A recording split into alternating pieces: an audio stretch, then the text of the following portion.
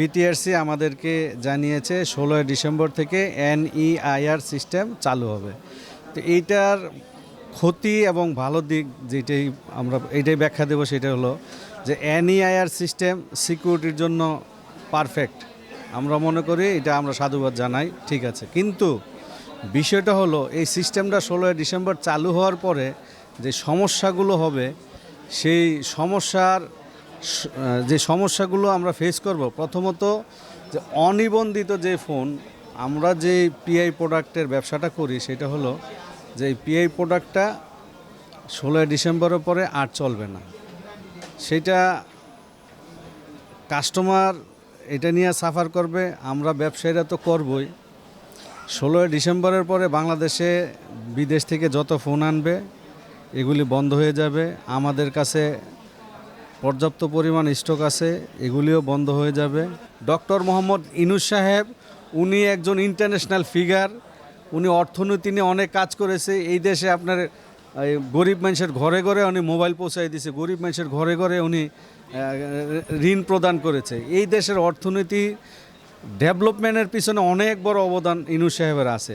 তো আপনার কাছে বিনীত অনুরোধ স্যার, আপনি এই 20 লক্ষ মানুষকে, এই 20,000 ব্যবসায়ীদেরকে মাথায় রেখে বিবেচনা করে আমাদের ট্যাক্সের মাত্রাটা এবং বিটিআরসির যে ইগুলো আছে, প্রতিবন্ধকতাগুলো আছে, আপনি এগুলি দূর করে দেন।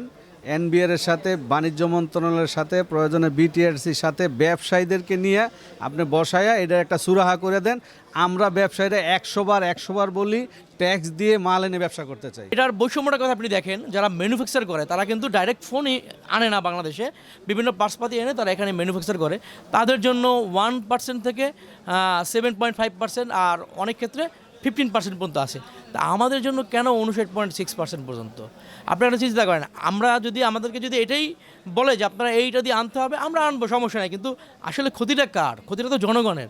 আপনারা যদি চিন্তা করেন, আপনার ইন্ডিয়া বা অন্য আদার্স কান্ট্রিতে আপনি যে ফোন 20,000 টাকা আপনি কিনতে পারবেন, দেখা যায় বাংলাদেশে সেই ফোন কিনতে আপনাকে 40,000 টাকা দিয়ে বা 35,000 টাকা দিয়ে, ডাবল দাম দিয়ে। তাহলে আসলে ক্ষতিটা কার হচ্ছে? জনগণের হচ্ছে। আরেকটা জিনিস আপনি চিন্তা করবেন যে এনইআর সিস্টেম, আপনার যে কোনো জিনিস আপনার যদি বড় আকারে একটা জনগোষ্ঠীর স্বার্থে যদি ব্যবহার করা হয় বা এটার জন্য বাস্তবায়ন করা হয়, সেখানে কিন্তু আগে পরীক্ষামূলক কিছু বিষয় থাকে। আপনি দেখেন 2 কোটি প্রবাসী যাদের রেমিটেন্সের আমাদের অর্থনীতির চাকা সচল থাকে, তাদের বিষয়ে আমাদেরকে সবার আগে ভাবতে হবে। আমি যদি চিন্তা করি তাদেরকে বাদ দিয়ে আমি 9টা কোম্পানিকে সুবিধা দেওয়ার জন্য আমরা এটা করব, সেটা আসলে ভুল।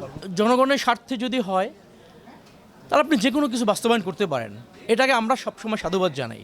কিন্তু জনগণের ভোগান্তি হবে বা জনগণের কষ্ট হবে, এই বিষয়টাকে আমরা আসলে কোনোভাবে মেনে নিতে পারি না। এই নিয়ে বাস্তবায়ন নিয়ে আমাদের সাথে কোনো আলোচনা করা হয় নাই। বাংলাদেশে মোবাইল ফোন ব্যবসা আমরা যারা করতেছি, আমরা যারা প্রতিবাদ করতেছি এটার বিরুদ্ধে বা আমাদের সাথে সহনশীলভাবে আলাপ করেন, আমাদের যে পরিমাণ, আমাদের এখানে কত বড় পরিমাণ, মানে সারা বাংলাদেশের ব্যাংক আমাদেরকে ব্যবসার জন্য লোন দিয়ে রেখেছে, এটার ধারণাই নাই। এটা পুরোপুরি ইকোনমির অনেক বড় একটা অংশ, 4 ভাগের 1 ভাগ টাকা আমাদের ব্যবসায় খাটতেছে। আমাদের যদি হঠাৎ করে বিলীন করে দেওয়া হয়, তো ব্যাংকের দায়িত্ব কে নিবে? এগুলোকে ব্যাংক কি রাষ্ট্রের সম্পদ না? অনেক মানুষ আছে যাদের আয়ের উৎস, তাদের এই যে ব্যবসায়িক যে প্রতিষ্ঠানগুলো আমাদের কাছে ভাড়া দিয়ে রেখেছে, সেগুলো থেকে মাসিক একটা ইনকাম করা। এই যে ফ্রিল্যান্সার আছে, তাদেরও পুরো ইন্ডাস্ট্রি আমাদের উপর নির্ভর করে, তাদেরও তো ঝুঁকির মুখে ফেলতেছি। এতগুলো ইন্ডাস্ট্রি এখানে জড়িত, এতগুলো মানুষ, এতগুলো কর্মসংস্থান, এতগুলো পরিবার, এটা বিশাল বড় একটা ব্যাপার। এটা সমঝোতা যেতেই হবে।